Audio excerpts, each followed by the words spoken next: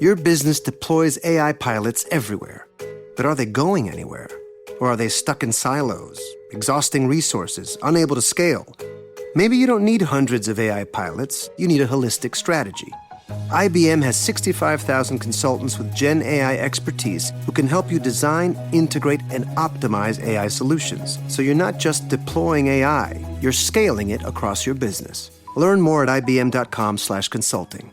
IBM. Let's create. My dad works in B2B marketing. He came by my school for career day and said he was a big ROAS man. Then he told everyone how much he loved calculating his return on ad spend. My friends still laugh at me to this day.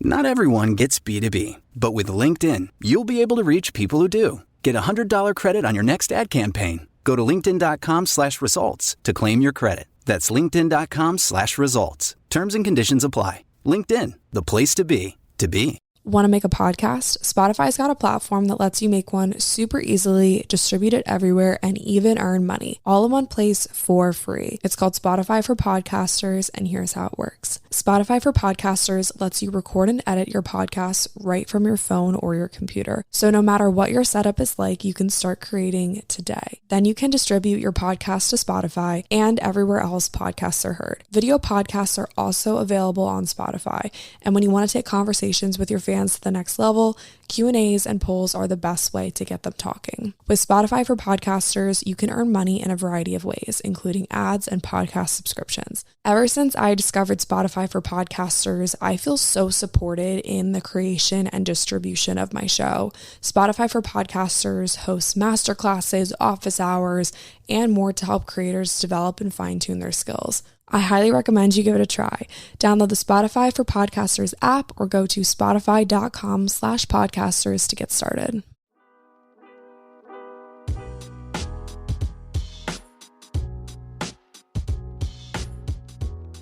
Hey guys, what's up? Welcome to or back to the show. Thank you so much for clicking on today's podcast episode. When I say you guys are going to love this one, I'm not exaggerating. I had the opportunity to sit down with Tori DeSimone from Manifest, and we just hit it off so well. We had such a fun conversation. We talked about obviously manifesting. We talked about entrepreneurship in your 20s. We talked about making friends in your 20s, dropping out of college to pursue your passions, taking the road less traveled, taking a break from social media. We just had a blast together, and I know that you guys are going to just adore this episode. So I will keep this intro super short and sweet, and let's go ahead and welcome Tori to 80/20.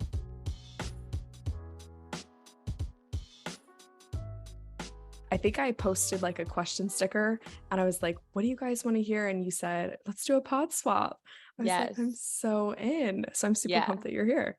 Yeah, I'm really excited to be on. I haven't done a ton of guests in the past year.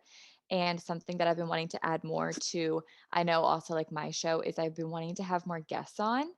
But I've been wanting to have intentional guests on. Like, I feel like so many podcasts lately are just having guests for the sake of content, but I really want guests that align with what Manifest is about. And I want to be a valued guest on someone else's show of like, if it aligns with their values. And when I saw you post that, I was like, okay, I've been wanting to DM you for a while, but this is like the perfect in.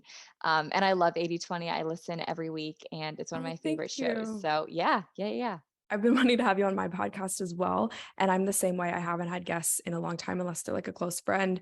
I feel like when you get random, I'm sure you get them all the time, random pitches from like PR companies. And it's just so, it just feels so inauthentic and like inorganic when they're like, okay, do you want to have so-and-so on the pod from whatever company? And you're like, I don't know anything about you. You don't know anything about me. How are we going to hold like a 45-minute conversation, you know? Right. Completely. And yeah, so I'm very excited about this. I feel like it's a very organic friendship, honestly. Like just even before we started recording, I was like, I could literally talk to you forever. So I'm very excited to be on, and I can't wait to see what we get into today. Okay, so for the listeners who don't know who you are, do you want to give like a little intro, I guess, elevator pitch for yourself? Sure. So my name's Tori DeSimone.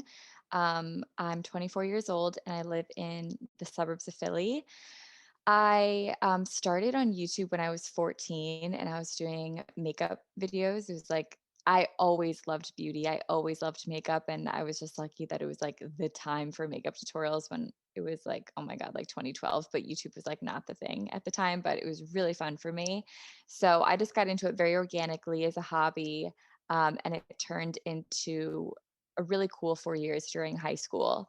I went to college for a semester, ended up dropping out.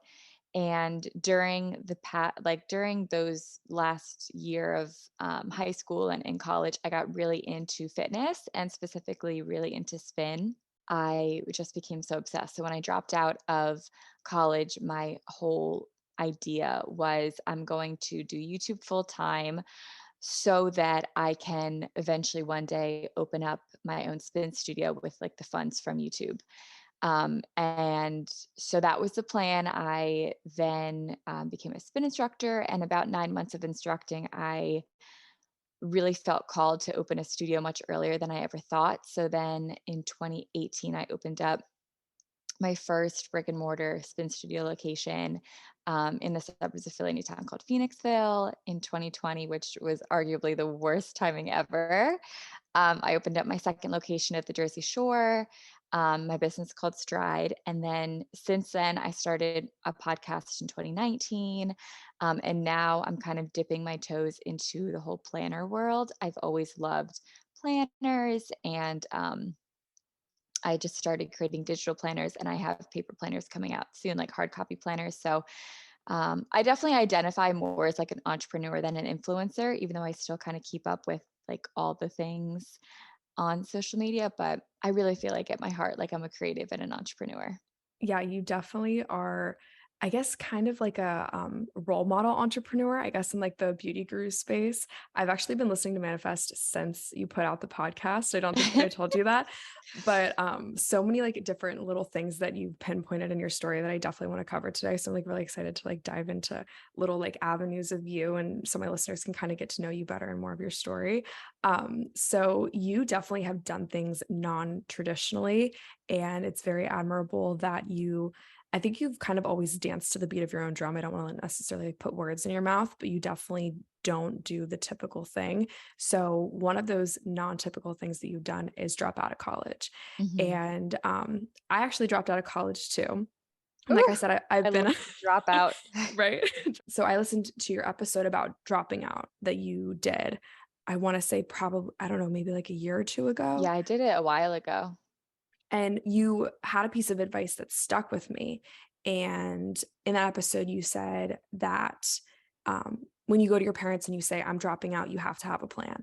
And so when I considered dropping out, I was like, okay, I have this piece of advice in the back of my mind that I need to have a plan. And so I wrote my plan. So my listeners know what my plan is, but your plan was to start a spin studio.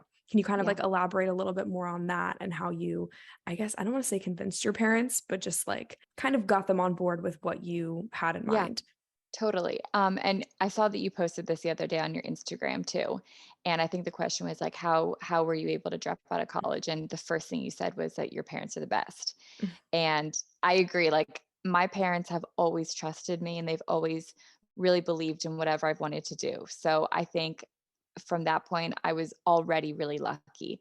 I didn't have to go to college if I didn't want to. I never planned on going to college. I actually wanted to completely ride out the YouTube train, because when I was in high school doing my makeup videos, like that was, I would say, like the height of my YouTube career. I was traveling a lot. I was going to a lot of events. And when I was a junior in high school, I actually switched to online school. That was like the thing to do if you were on YouTube, was like to switch to online school. So I switched to online school so I could do YouTube full time. And I moved out to LA in between my junior and senior year of high school. And my parents like let me do it. They just really have always believed in me. Wait, so you moved out to LA when you were 16 I was technically 17. Yeah. by yourself? So the plan was by myself. But when I got out there, I was like, Mom, like, I don't know if I can like do this yet. Like, I don't know. And I'm really lucky because my grandma grew up in Santa Barbara, which is about an hour and a half north of LA. So my grandma has a house there. So my mom was like, I'll just go stay in Santa Barbara until you get settled in. And every time she's like, okay, I'm going to leave. I'm like, can you please just stay a little bit longer? So my mom ended up never leaving because I wasn't completely ready, but I was like an hour and a half from my mom. And my parents were like together the whole time, like married the whole time. They still are. So like it was a big sacrifice for her to do, but I just like felt like I wasn't ready, but I needed to try it and I needed to like pursue this. Ultimately, when I was out there, I had the best time ever, but it kind of made me realize like I don't want to be an influencer full time. It's not what I want to do. And I'm really, really, really glad I did that during high school because had I graduated high school, not gone to college, and completely pursued the influencer life full time, I would have been so unhappy and so unfulfilled. So that was like the biggest blessing in disguise. So at the end of the summer, my mom and I moved back home. I re-enrolled in public school. And like, I remember on the first day of school, my one friend, he was like, no one thought you'd be back. I'm like, me either, but like, here I am. So anyway, what I'm getting at is that I never planned on going to college. When I came back my senior year of high school, I was like, I guess I should go to college because I put all my eggs in the influencer basket, which it wasn't even called an influencer back then. There wasn't even a term for it. Like I used to just say like YouTube. You know what I mean? And it's like Um, embarrassing to tell people that you did YouTube, right? You're like, oh, I like make beyond. videos and like put them online. Yeah, like beyond. And oh my God. And like, it's hard in high school to like put out videos. I mean, maybe it's different now, but like when I was in high school, like it was not a cool thing to do. It was not widely accepted. It was Mhm. like, you're the weird YouTube girl. You know what I mean? Yeah, So people like played my videos like at parties. yeah. I'm sure you had a similar experience. So when you decided that you didn't want to be an influencer full time, what was like a couple of the deciding factors for you? So a lot of it I think had to do with LA. Like, and that was at the time the place to be. I feel like now the place to be is New York. Mhm. But at the time it was LA. So I really did not love the LA culture because maybe it was also just the people I was hanging out with, but I felt like it was almost weird to like make YouTube videos, which is so bizarre because that's like what LA was for. But like whenever I would make time in my schedule to film a video or to post a makeup tutorial, it was always kind of just like weird. Like it was so bizarre to explain that. So that was one of the things. The second reason is I just felt so unfulfilled. Like I really was like, what am I doing all day? Like I could film a makeup tutorial, have it edited and uploaded within like 4 or 5 hours. And then I'm like, what am I going to do the rest of the day? I don't have to even do this every day. Like if I put out 3, 4 videos a week, like that's a lot for the time. And I like, what else am I going to do? Like, I had no side projects, I had no passion projects. Like, I was just so unfulfilled. So that ultimately led to it. It's like, this is not what I want to be doing for my career. I want to feel fulfilled in whatever I'm doing. But to get back to your original question, sorry, I go on like a million tangents. Dude, I love tangents. And you know Love what's so tangents. funny is this is a tangent about a tangent, but every time I go on tangents, my reviews are like, "Oh my God, she talks so much." It's like, it's a podcast. Like, what else do you expect? The best What am is I when they supposed to say, do? literally, the best is when they're like, she talks too much about herself. And I'm like, well, this show is about me. I know. It's like I'm I like, don't have a co-host. right. And sometimes I'm like, I'm just sitting in my room for an hour talking to myself. Like, am I crazy? I know. I know. I know. I feel the same way. So anyway, back to your original question. Yeah.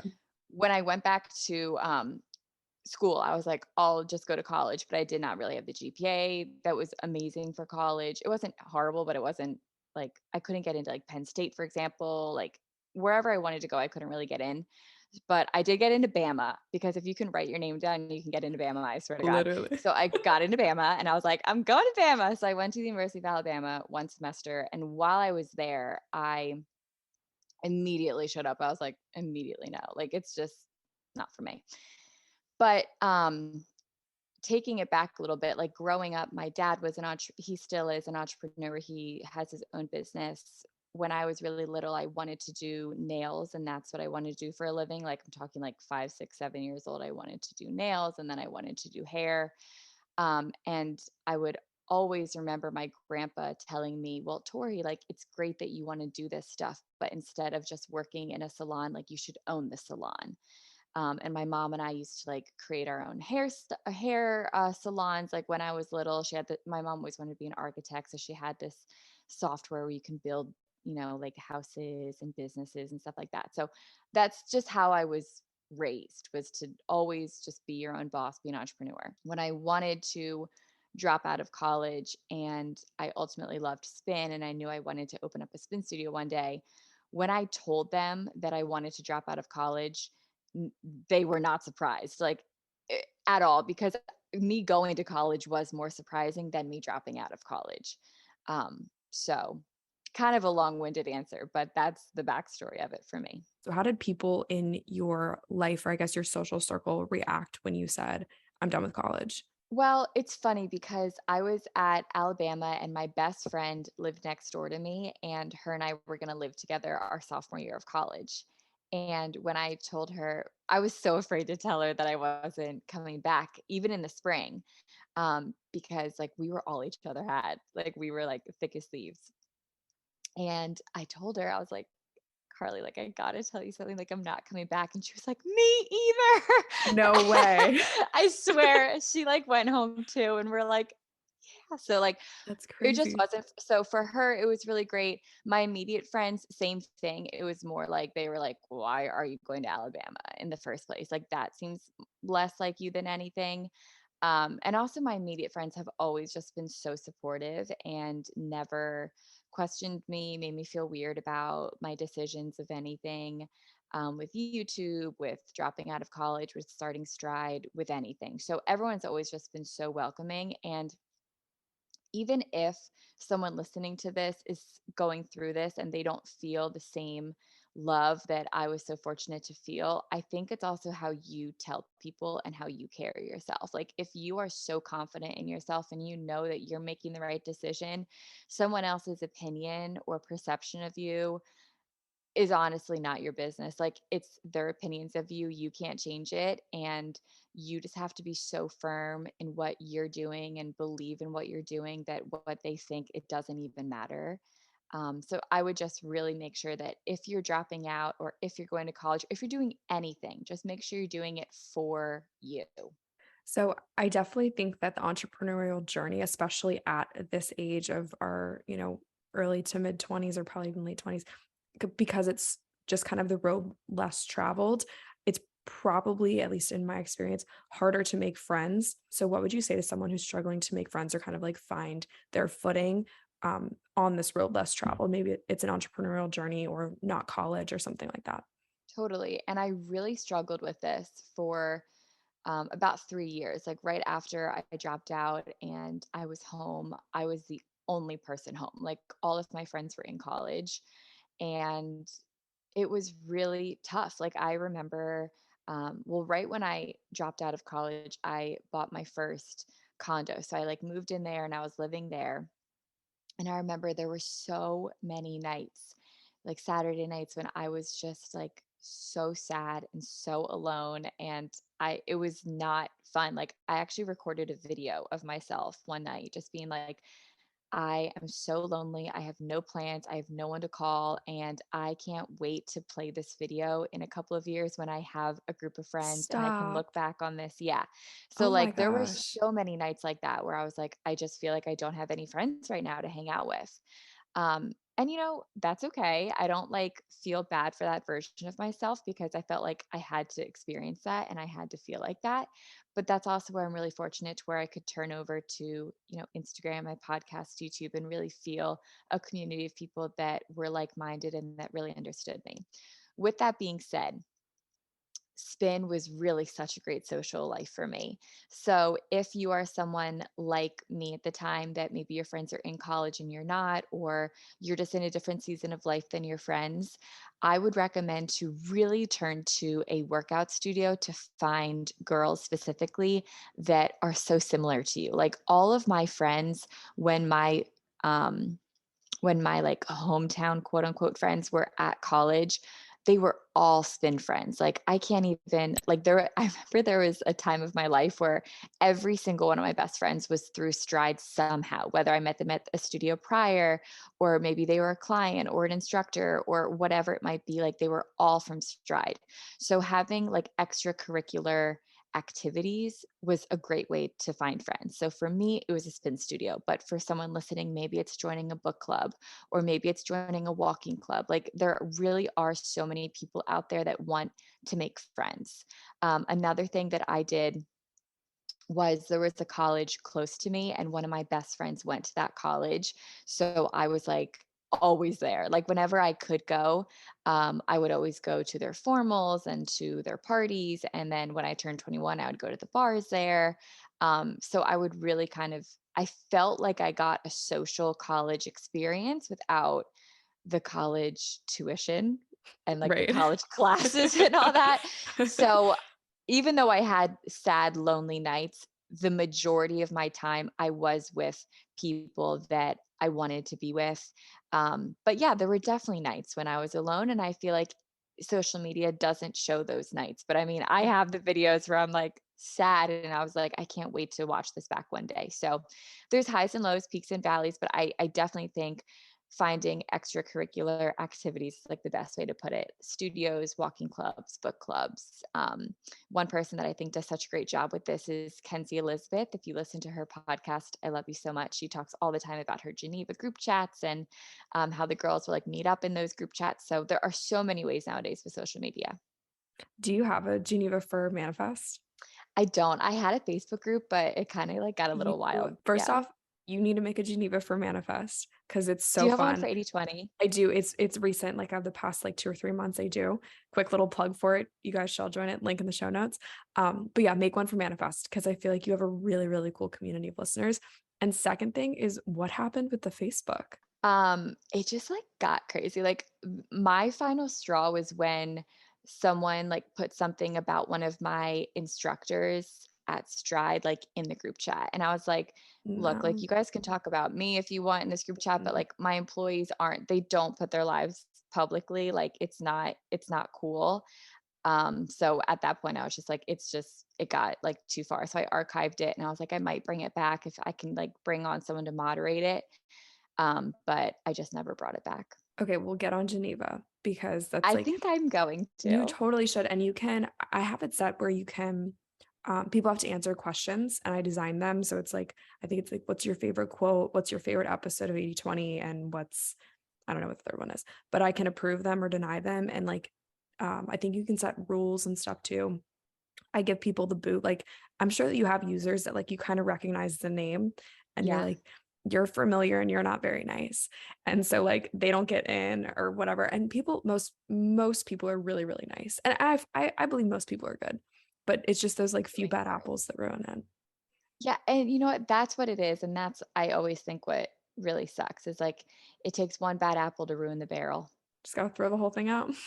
Literally. Okay. My other thing too was you should post the video. Or do you think that you ever would post the video? Oh my God. I would totally post the video. You should post the video. Let me see if I can even find it. It was like, I'm going to look like when we're done recording, but yeah, I think I do want to like montage it together with like life lately and just like happy times with friends. I definitely have been in seasons of life where I felt so lonely, and especially just on the road, less travel, dropping out, doing the entrepreneurial thing, even like moving up here, just I've not taken the typical path. And that's something that I'm so okay with, but it's super lonely. And even people who do take the typical path are super lonely. I've been doing a lot of, I guess we'll call it like research or like reading about loneliness. And I like read somewhere the other day that it's like worse for you than smoking. I don't know how that, like the physics of that, I couldn't tell you, but I thought that was super interesting. So finding a group of people, whether it's like fitness, like you said, or a walking club or just something is so, so important. Yeah, completely. That is so interesting about the smoking Right. with loneliness. Yeah. I don't know how that works out, but apparently it's like worse for you. Like being lonely is worse for you than smoking.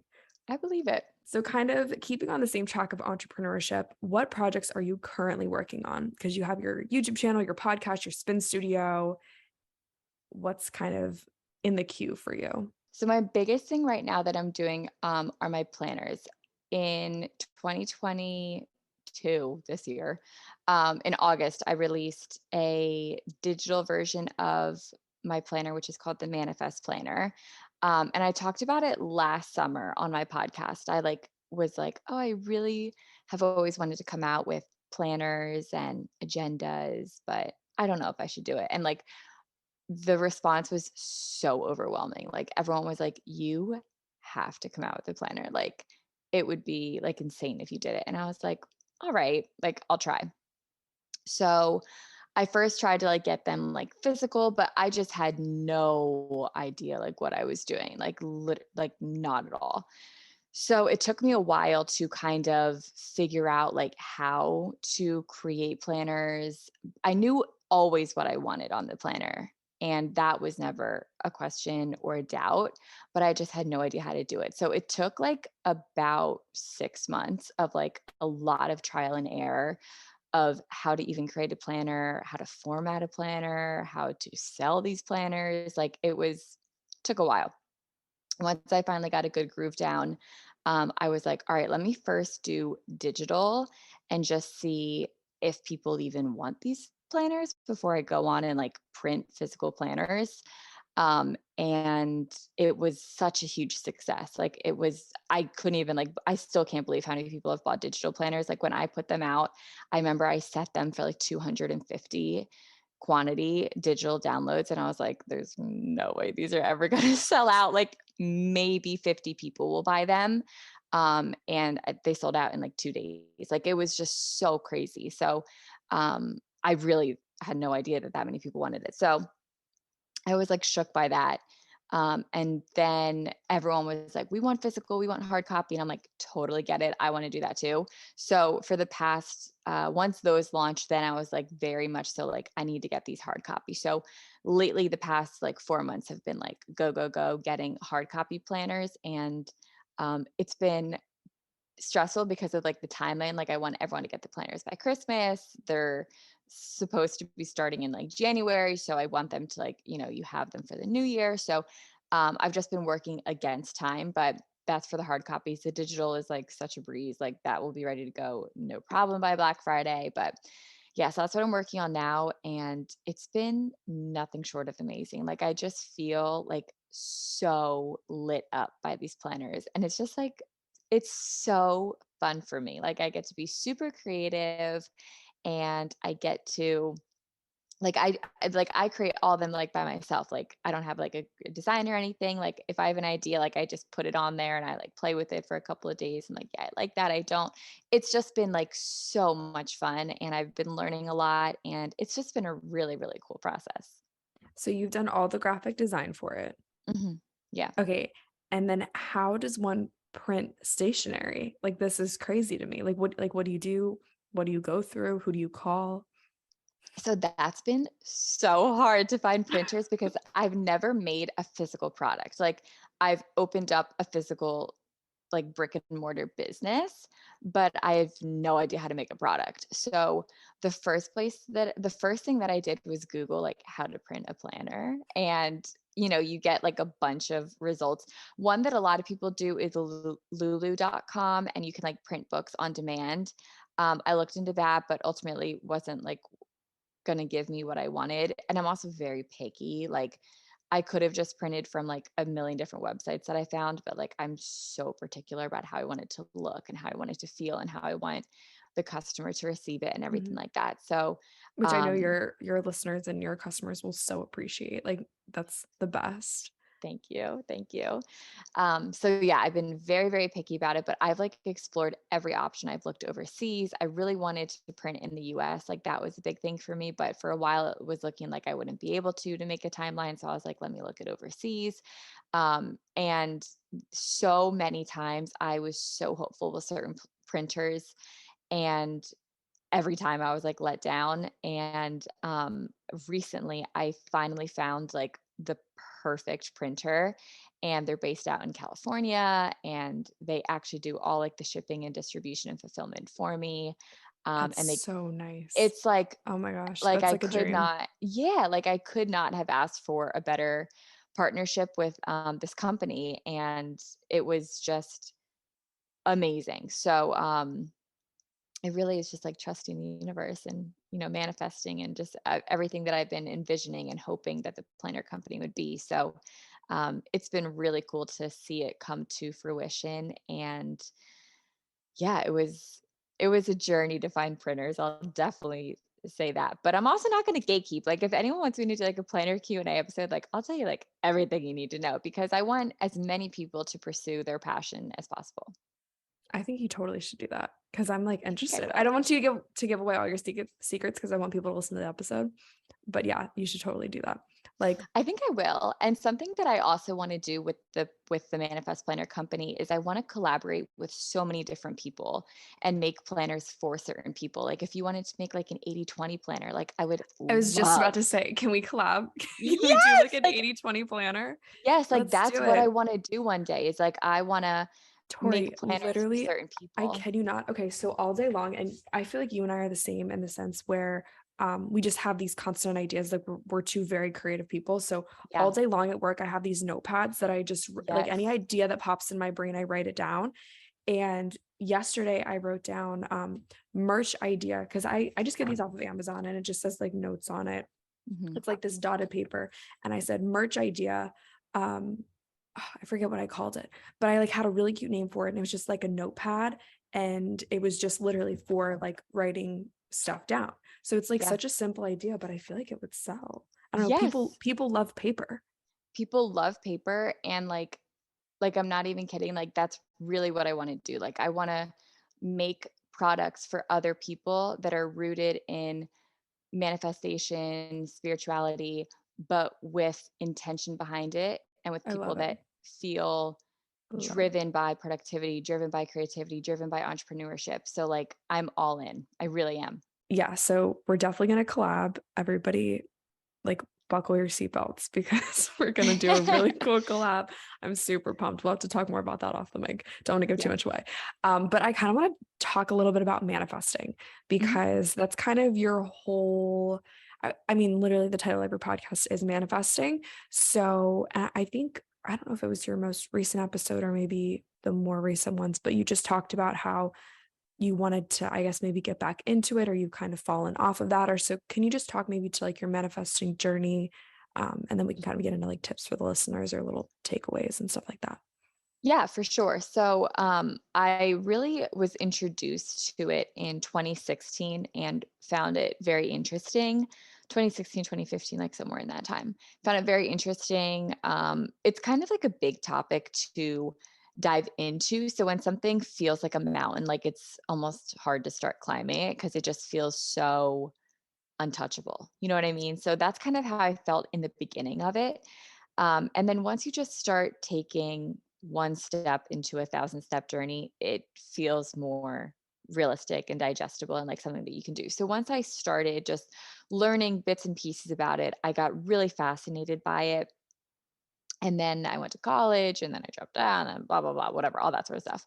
And then when I was creating Stride, I really leaned heavily back into manifestation. I wanted to learn a lot more about it. You know what was a really great pathway to manifestation was yoga. I was so into yoga like 2017. I was like such a yoga girly and it was really, really fun. And I really loved it. But what I loved most about it was how I felt afterwards.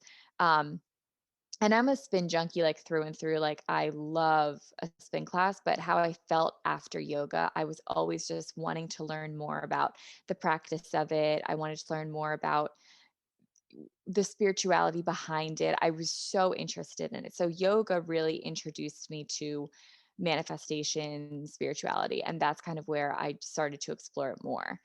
Um, Leaned really heavily into it through the construction of Stride and how when I had something that felt bigger than me to create, I was like, I need guidance and I need to feel like I'm not so yes, I feel small in this moment, but I want to feel like I'm doing this for a bigger reason and for like a higher purpose. And I also was never like my family was never very religious, so it wasn't like I was going to be leaning on God or a faith that I grew up following. So I had a blank slate in front of me and I kind of chose the path of manifestation and the universe. So I was really heavy into that until I'd say the very end of 2020. 2020, I think, was a hard year for a lot of people. During 2020, my story is not different than many other business owners out there where we had to shut down the business for a while. We actually had two shutdowns in 2020, and it was the second shutdown where I was just so defeated and so like mad and so burnt out and so just like depressed. I wouldn't even get out of bed. Like I was just so defeated. And that's kind of just when I started taking my days like day to day. And that lasted for like 3 months, I'd say. And then towards the middle of 2021, I started to really feel like myself again and kind of get back up on my feet again. And that's when I leaned back into spirituality again and was like, you know what? Like when you're not in a good headspace and when you're in a very clouded headspace, you just don't always think positively. It's hard to, so when I kind of all the fog was out of my brain and I was able to think clearly again, I really kind of developed that mentality that I had when I was building Stride of like, all right, I need to rebuild this business again and I need to really learn what business is like after pandemic. And I needed something bigger than me to lean on. So it kind of all comes back to Stride and just trusting the universe and trusting that, this all happens for a reason and that there's a higher purpose in all of this. And even if it doesn't make sense to me now, it will eventually one day. And it's also just something comforting. There's just comfort in, even if it's not true, in just really believing that everything happens for a reason. And it's so cliche, but that's one of my favorite things to say is everything always happens for a reason. And I'm a big Yep. believer in the butterfly effect too. Like every little decision that you've made up until now has led you to this moment right now. And so you talk about like, when you were building Stride for the first time and rebuilding Stride, were you writing things down? Were you meditating on things? Like what's your, I guess, manifestation process like? Yeah, great question. So it varies day to day, month to month, season to season of who I am as a person. There are some months where I'm so dedicated to it. And then there's other months where it's kind of just a thought that comes in my mind throughout the day. But typically, day to day, this is like what I do. So the Manifest Planner was created to practice manifestation in a way every day that's not intimidating and that doesn't feel daunting and that feels like a journal entry, but it's a journal entry towards your higher self. And your higher self is essentially just the best version of yourself, whether that's who you are today, who you're going to be tomorrow, who you're going to be in 20 years, it doesn't matter. All that matters is that version of yourself exists in this universe and they exist within you and you just have to pull out that version of yourself. So the Manifest Planner is how I practice manifestation every single day. And that's really why I made the planner, just so it's an easy way to do it every day that doesn't feel intimidating. Pre Manifest Planner, what I used to do was I would have a journal and I would write down my affirmations, and my affirmations came from goals, and my goals came from a passage that I wrote to my higher self. So, in this passage to my higher self, I would write down who I was at the time. And I was essentially like writing a letter to my past self from the future tense. So if I were to sit down today and write a letter, like I'd be writing to who I am today and being like, Tori, you will never believe like where you're at in your life. Like you are living on the water, you are doing this with the Manifest Planner company, you are married to this person, you're living here, you feel like this when you wake up, this is what you do every morning. Like you really just say your ideal life and your ideal dream life that you're living.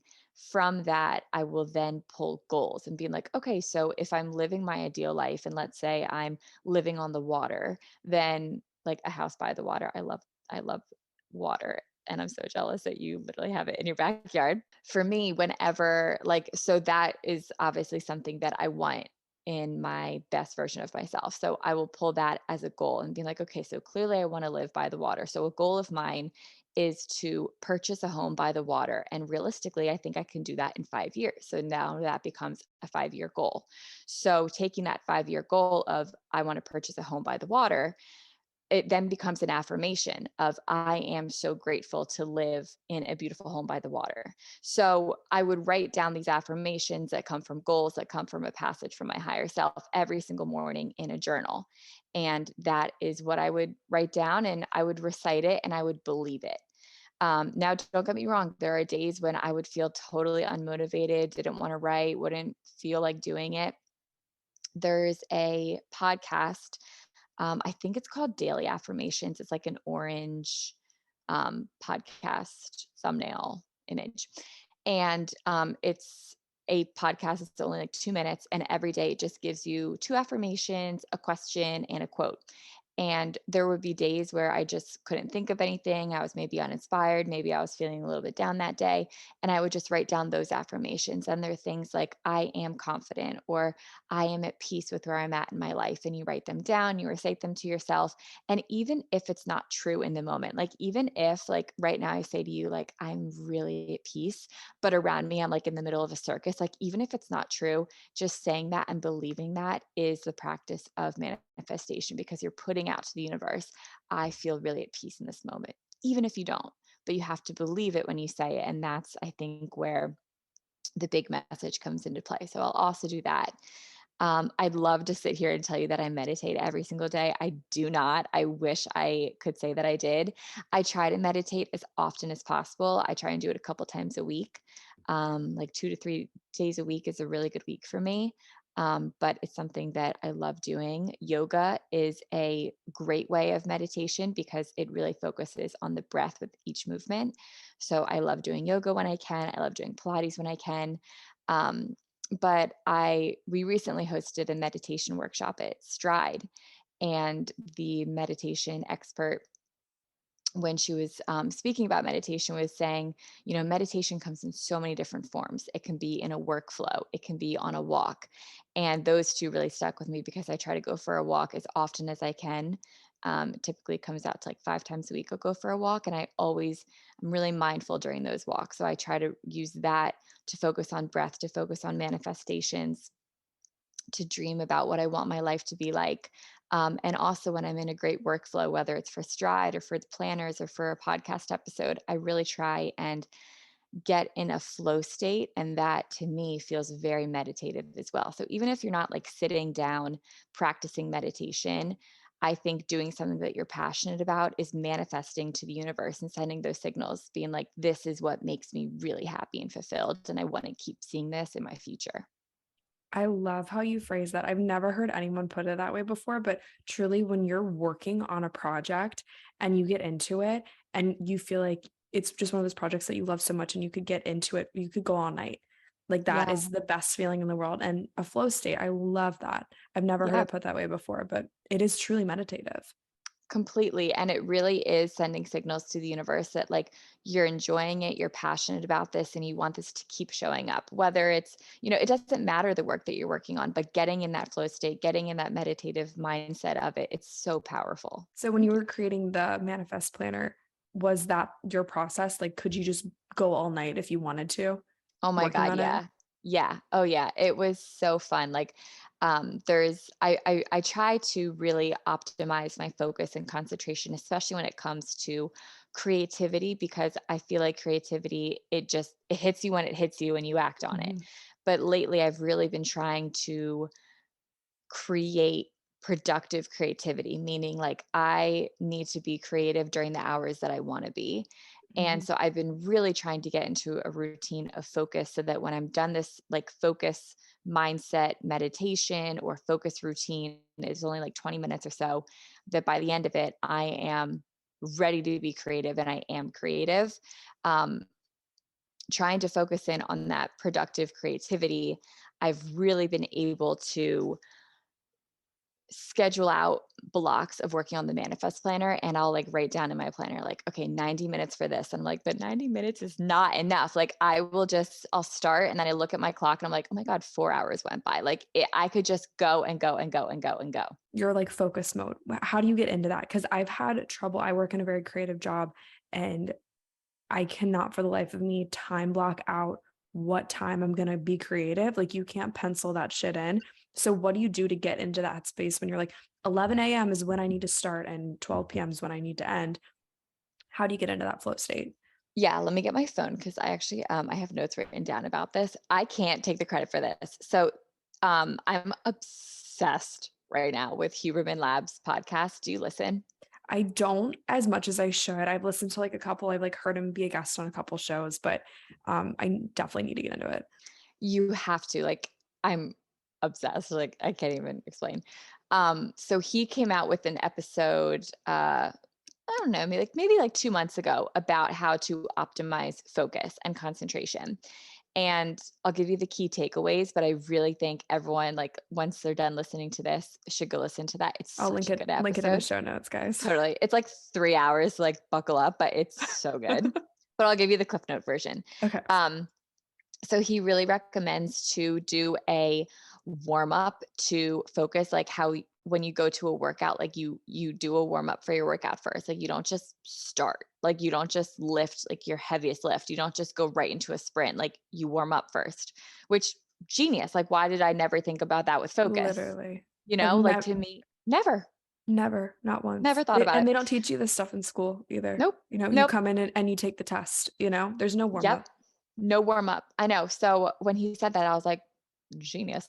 So his warm up that he recommends is to listen to 40 hertz or white or pink noise, and then to do a 13-minute meditation. 13 minutes is like the optimal time to meditate. So I try and stack those together. So I will do a 13-minute meditation to either 40 hertz or white or pink noise. And that really, really helps me. Then he recommends to do one 90-minute intense deep focus work per day. So that is typically like, I will do the 13-minute meditation to either the white or pink noise or the 40 hertz. It honestly just depends on my mood that day. I interchange them. And then I'll schedule the first 90-minute bout of focus to be what I really want to get done that day, like what I'm planning on being creative that day. So if it's something like I'm creating a new format for the planner, or if I'm creating a content calendar for Stride, or if I'm doing a podcast episode and I'm planning out what I'm going to talk about, like whatever I need to be creative in my mind is what I'll do for that first 90-minute spout. And then like later in the day, I'll do what I call like plug and chug work. So if it's like filling in the dates on my manifest planner, like that doesn't require creativity. It's just like filling in the dates. Or if I have to do like schedule changes for Stride, like that doesn't require creativity. So I'll do that. And he also says to do this on the weekends. So like taking a 90-minute walk, listening to an audiobook on the weekends is a really great idea. Reading a book, just something that you have to focus on every single day for 90 minutes is a really good idea.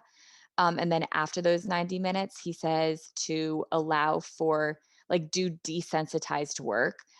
Like if you're like making a crock pot dinner, like doing a 90-minute work and then going to make the crock pot dinner. Like that's a really good idea to do. And something else that he recommends is doing a cold shower. I've yet to do it because like I'm so dramatic and I hate the cold. But if I was perfect, I would probably do a 13-minute meditation. No, I would do a cold shower, 13-minute meditation, and then do my 90-minute bout of focus. And that focus, like I said, is my creative bout.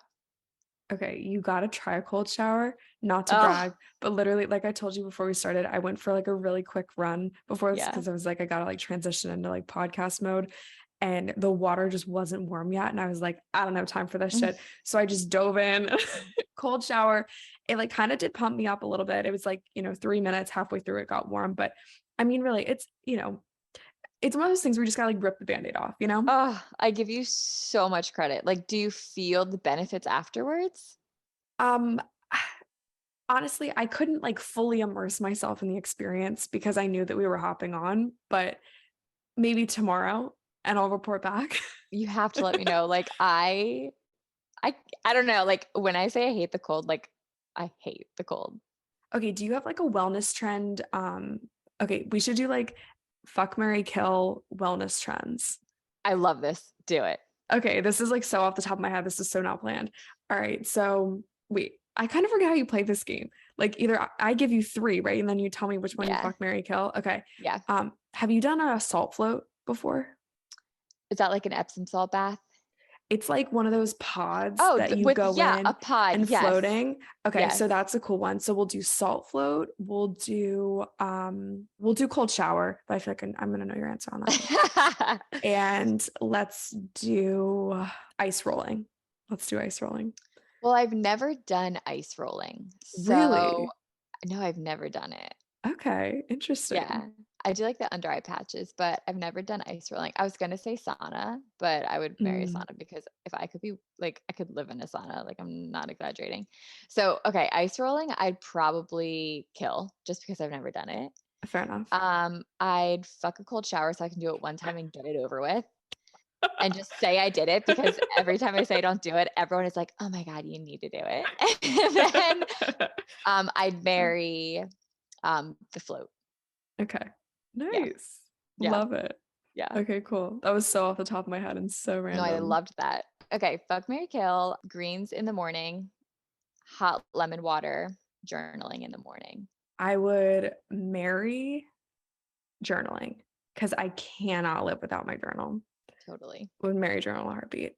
Um, I would probably fuck greens powder, and then Okay. I'd probably kill lemon water. Good But answer. I do love them all. They're all like morning routine staples. So Totally. I hate to do it to them, but yeah. I Uh, think this needs to be a new segment on the 80/20 pod.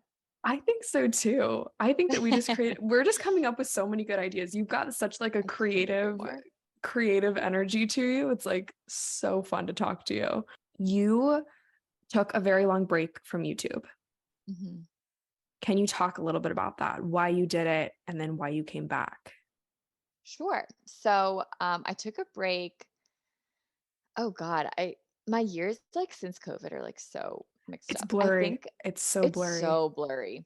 So at the end of 2020, I posted a video and it was a brand deal video. And when I posted it, I was like, I'm just so done with this. Like, I just feel so inauthentic posting videos, let alone sponsored videos.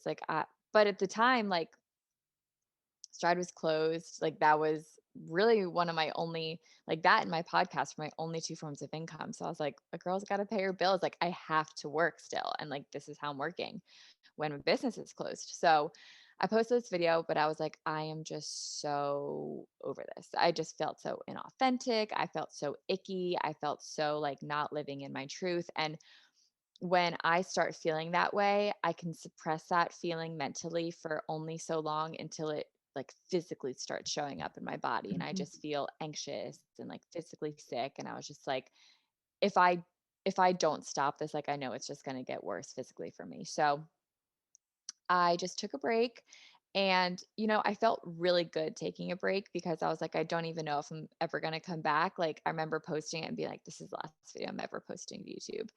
And I felt good. Like, I felt like I was closing a chapter of my life. Like, when I started it, YouTube, I was 14. At the time, I was 22. And I was like, I had a really fun 8 years. Like, I traveled the country. I went to London for it. I moved to LA for it. I was able to purchase a home through it. I made really cool memories. I have awesome stories. Like, I had a really good run. And like, I feel so at peace with this. And like, I also, this sounds sad, but I don't mean it to be sad. Like, I don't think I'll be missed on YouTube. Like, there are so many other creators now that I think fill such a comfort void for so many people that I just felt like my content wasn't really needed. It wasn't necessary anymore. And I was like, I just feel really good with this decision. And like, I'm so happy podcasting. But I just feel so inauthentic picking up a camera and being like, hey guys, like, this is what I'm doing today. So I just stopped, and it was really, really awesome. And for like 7 months, I didn't miss it. I got a couple messages like, I miss your videos, but it wasn't overwhelming. It wasn't crazy. And it was a really crazy transition because throughout starting my podcast, my interactions when I would meet people, whether it be on the street or they would come to Stride, it was always, I listen to your podcast, when it used to be, I watch your YouTube videos. So that's how I also knew that like my people were growing up and listening to podcasts more than watching YouTube videos, and they were transitioning with me. So it felt really authentic. It never felt gross or icky, like leaving doing YouTube. I didn't feel like I didn't feel like I'd be missed either, which I think was like a good feeling at the time for me. So 7 months, I was like totally good with my decision. I was still active on my podcast. I still had my Instagram. So it's not like I disappeared off the face of the earth. But then in August of 2021, I was like, I'm really kind of missing it. And I was waiting to see if that feeling would ever happen. And it did. And I was like, you know what? Like my whole thing is like being authentic and just like showing up as I am today. So if I feel like picking up a camera, like I'm going to pick up a camera. So I did. I filmed, and I just filmed like where I've been, what I've been up to. I was also moving soon. So, and that was cool. It's like move out of the condo I bought into the apartment that I'm in now. And that was cool to have those memories and record it. And I also kind of just felt like I found my footing again once I got back on YouTube, because when I was leaving, there wasn't really like that comfort YouTuber era, but now like there is, where it's more so just girls like recording their day. Like I grew up in the era of YouTube where it was like every video had a purpose. Like I was doing a makeup tutorial, or I was doing a haul, or I was doing something with context. And then this new category came about where I could just film anything and put it up there, and everyone, the comments switched from "this is so boring" to "it feels like I'm on a FaceTime call with you." And like that was like the best thing to happen. So once comfort YouTubers really became a thing and relaxed videos became a thing, I was like, this is a space that like I feel comfortable posting in. So yeah, and YouTube is just great. I never now, I think because of that break, I never feel pressure to post. It's there when I want. I don't really do as many sponsorships anymore, which is really great. Um, and yeah, it was a good break. I needed to do it. And I don't know how long I'll do it. I think like when I get married and have kids, like I'll probably stop, because I don't want to like put like my family on the internet or anything. But yeah, it was a good break. I definitely think people are just craving more of that like chill, authentic content now. Like Yeah. no one really wants to see like all this like glitz and glam. They want to see like what you're doing on a day-to-day basis. And it doesn't matter. You could literally be like hanging out at home, like chill day at home vlog, crazy views. Yeah. Whereas before it'd be like back to school morning routine, like all the, do you remember like Bethany Moda, like Oh my My Life is God. Ava, just Yeah. all those girls. And that was the type of YouTube that I grew up watching too. Yep. And then that kind of translated into making. Before we started recording, you asked me if I would ever return to YouTube. And I was, kind of in the same similar boat as you. I almost feel like somewhat of a parallel. And I'm kind of in that place that's like, I feel like I kind of miss it, but I don't know. If you feel it's authentic to act on it and record, I encourage you to do it. And just remember, like, it's always on your terms. Like, we Yeah. don't have a contract. Like, we don't have to deliver X amount of videos. Like, we could do it whenever we want, pick up the camera whenever we want. And the people that want to watch your videos will just be happy whenever you post. So, in the coming months, what can the listeners expect from you, or I guess customers or clients? You got a lot going on. So, what's kind of in the queue for you in the coming months? So I think like front facing, the majority of people can expect just more podcast episodes. Like I said, I really want to have more guests on that are authentic to the message of Manifest, and if their show aligns with it too. So I'm just again so happy that we could do this tonight. It Me really just means the too. world to me. Yeah. So I'm thrilled. And so front facing, definitely a lot more guests on the podcast, a lot more episodes with the podcast. I want to build a podcast studio. I'm moving again soon. So I want to put like a whole new podcast studio in. So I really want to focus on the podcast in 2023. Um, Another thing would be the planners. I'm releasing the hard copy planners.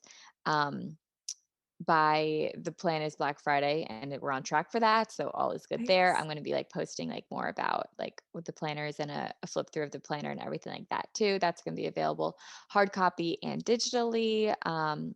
The hard copy planners will be a daily edition, And the digital planners will be a daily edition dated, a daily edition not dated, a weekly edition dated, and a weekly edition not dated. And then I want to put out like a bunch of different editions. So I want to do like a student edition. I want to do like a workout edition, and I want to do collaborations with people for the planners as well. So yeah, that's really front facing. And then also just like Stride, like it's just really cool to still have a brick and mortar business and to have that part of my life. I feel like the percentage of people that translate like from online to Stride is like 0.01%.